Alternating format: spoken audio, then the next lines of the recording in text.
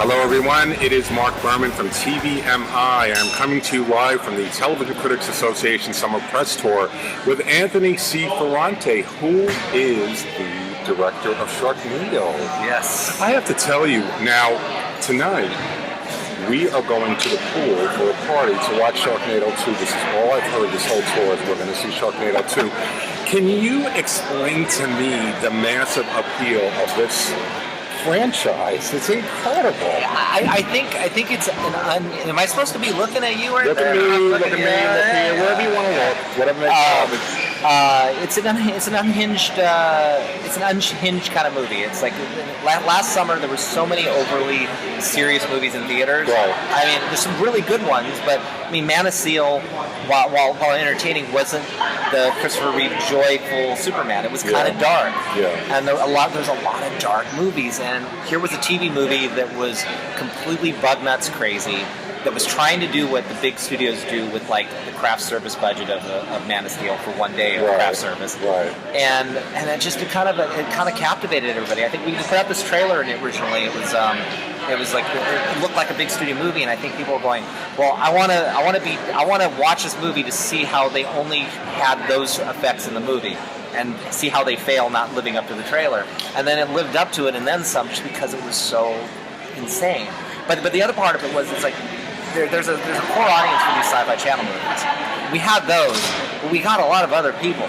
We got mainstream. We got right wing, left wing, sports shows. We got kids. We didn't make a movie for kids, but it has that spirit of an 11-year-old. Well, I crunch the numbers when something airs. I write about how it did, and the amazing thing about this show, it exploded. And Twitter usage, social media went through the roof. It's unbelievable. Now, what is the setting in the second movie? Where is this? The first movie was was Los Angeles. Los Angeles, you're back. You're in New York. Yeah, now we're in New York, and we have Ian Ziering returning as Finn, our hero, our John McClane, and Tara Reid as April. And they're going back to, in the first movie they were in Los Angeles, this one they're going back to New York, where they grew up and where they're on a press tour because of all the events that happened on the first movie. And then, of course, true to form, trouble finds them. And do you foresee that this is a franchise you're going to be going all over the country in different places with shark attacks? Look, if this one, knock on wood, works and everybody shows up for it, I mean, they're going to be making these movies for a long time. I mean, they've already announced a third film. But we're still trying to finish the second one, and no one's really been hired for the third one. But the thing is that we figured out something, I think, on the first movie, and in the second movie we kind of improved upon it because we realized that there's more to it than just this is about sharks and a tornado. Right. Sharknado is our villain. So it's not sharks, it's not a tornado, it's Sharknado. So just like Freddy Krueger or Jason. Or any of these guys, those guys, you know what their mythology is. He can go into dreams. Jason's unstoppable. Well, with Sharknado, we can do whatever we want to because that's our villain.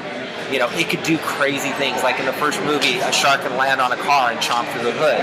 And I think once you accept that, it's the sky's the limit. And that was what was so liberating on this one, where we would start coming up with things like, oh, what if we do this thing on this thing? What if we decapitate the Statue of Liberty head and it says this? And it's like this freeform thing where we're kind of, in a way, we're parodying other movies, like trying to do an action movie. The beginning of the first Sharknado is this drug deal about shark fins on a boat, and then the Sharknado sucks up with it. That was so much fun for me. It's because I come from a horror background. I make little scary horror movies set in one location. Here, you're gonna give me a boat. I'm gonna make a sequence out of it. I'm gonna make a meal out of it. Well, when I'm going to age myself. My first horror movie that I remember watching that really scared the hell out of me, I look at it now and I have to laugh, The Blob. Blob's not bad. The Blob with the jelly. The jelly is coming to get you and it's eating you up. I think that was in 1958, so I watched it a few years later. But and then of course we went through the Jaws whole saga of that, different Jaws movies. But I mean, based on I'm at an event which you have been here before with 200 critics across the country.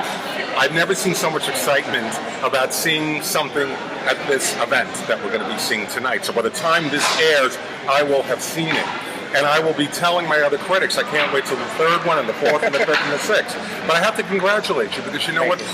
it isn't that often that something airs that really surprises me. Not that I didn't think it was going to be successful, but the fact that it exploded in social media the way it did. You know what I told people that night, like within the first couple of days, is that, you can't plan that, and you can't buy what happened. It was found and it was owned by people, and I think that's the problem so often with new things. It's like they'll market it to death, and no one will come up to the theater, or no one will show up. Right. And this was something where we did the basic stuff that normally happens with these movies, and people just, it was like MASH. Everybody just showed up, and what I say is that after there's so few firsts left in the entertainment industry. There's the first American Idol. There's the first website that has influence. There's all these things. This is the first time where people got together, appointment viewing, and had a communal movie-going experience nationwide, and interacted with the filmmakers and the cast at the same time. It was a party that had a social media component that was unlike anything before. It's like everybody was, instead of being in the theater hooting and hollering, we're all doing it on Twitter. And you also had the filmmakers involved as well. And so we were the first to do that. I mean, Game of Thrones there's other shows, Pretty Little Liars, they have that component, but nothing in this kind of crazy, insane way. No. And for the second one, we're now this big thing, and so it's kind of cool to watch how we got Subway promotions, we've got all these people that wanted to be in the movie, and just everybody's anticipating it, and it's a great feeling. It puts a lot of pressure on us because now we have to be twice as good and twice as crazy, but because we have the same team involved, and because we have Ian and Tara, there's a consistency. And I keep saying that we've done 2 Sharknado movies in a year and a half, essentially. And it's most studio movies, it takes like 2 or 3 years before the sequel comes out. So I feel like we're still making for Sharknado because it never stopped. How long does it take to make one of them? We shot the first one in January of last year, and we delivered in June. We actually shot this one late February, and we delivered in June. And then you're talking a movie with over 500 visual effects. What these visual effects guys do in 2 months is unprecedented. I mean, you're not going to win on every shot, but 80% of the time, it's amazing what they accomplish. Well, I have to congratulate you. It's an insane. I mean, I can see myself sitting here with you in 5 years talking about Sharknado 9 or 7, 8, 9. It's just a fad. And one of my friends in the business is Tom Vitale. Yes, Tom's who works over at Sci-Fi. And I saw him recently and said, "You guys must really be smiling these days with this thing. This really took off." What's next for you? Anything outside of the Sharknado franchise? I did a commercial last year. I got another commercial coming up. I am attached to a couple other projects, but until I sign a contract. Hopefully the thing that I think that comes out of this that I think is that where we're at now in the movie making community and the studios is that people like me that do things for low budgets and it can make them look bigger or capture attention. We're an asset now because they don't want to spend $300 million on a movie. Absolutely. They don't. Michael Bay and James Cameron, they have that luxury. But when you overspend on that kind of stuff, it's hard to make that kind of money. So you need guys like Gareth Edwards who can go from a $500,000 Monsters to making Godzilla and now another Star Wars offshoot. Or Ryan Johnson who makes these amazing quirky movies. He's now doing Star Wars. There's something to be said because what we do is we're grateful. We're not expecting the money hose to be turned on. We don't come on set going, well, I need $100,000 right now. It's like, oh, you're giving me a boat? Oh, cool! I could do this. You're giving me New York? Oh my gosh! So we're like little kids and excited, and it's like, sorry, we only have $20 million. Really? I'll take that, and I'll make it look like $100 million movie. So I think that's the exciting part about where things are and what hopefully I get a chance to do in the future. Right. Because I just want to keep what this has allowed for me is that to actually people know who I am because of this movie. Well, and it opens up the world. My advice to you is ride that shark wave as long as you can ride it. And I don't think there's any doubt that this second Sharknado is going to be huge. It's going to be huge. Trust me on that. I know what I'm talking about. I look forward to sitting down with you again to hear about all these other Sharknadoes. And speaking as a New Yorker, I would love to see a shark on the streets of Manhattan. I think it would add some, excitement to a very, The other thing too that's interesting about I want to see a shark. The being in New York, not being from New York, it was, I'm jaded about LA, so it's like, oh yeah, okay, that's a pier. Right. But New York, it was like this wide-eyed innocence, and when I got there, it was like, we don't have a scene in a pizza place, and I go on every corner and there's a pizza place. We're gonna write a scene for a pizza place, and so I started going to Famous Amadeus Pizza, and I love that place.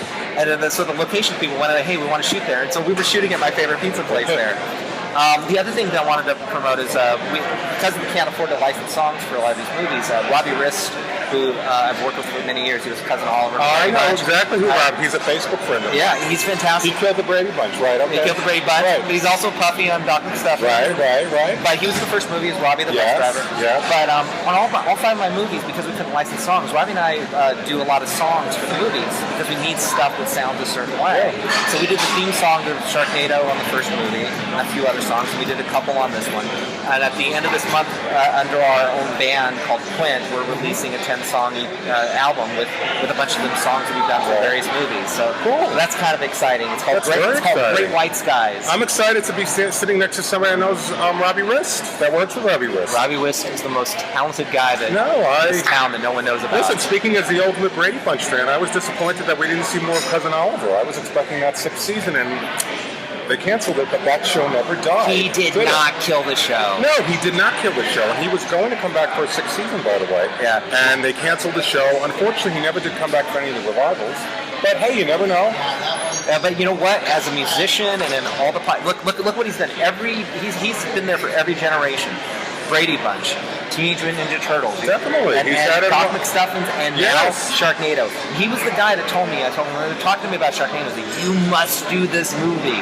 He was like, "You have to do it, and you have to put me in this movie." So Robbie's been a big champion, and I'm a big fan of Robbie. Well, I actually not that long ago wrote on my Facebook page, "Happy 50th birthday to Robbie Rist." He hit a milestone, so how about that? Yeah, Robbie Rist. Well, I wish you the best of luck. Thank you so much. I hope you'll join me again. I will. We'll talk about the next saga in the Sharknado franchise. I am looking forward to my Sharknado party tonight. Great. And the best of luck. Thank you for joining me. Thank you so much. I appreciate it. Take care. I am Mark Berman. I will see you back tomorrow from the press tour in Los Angeles at the very noisy Beverly Hilton Hotel.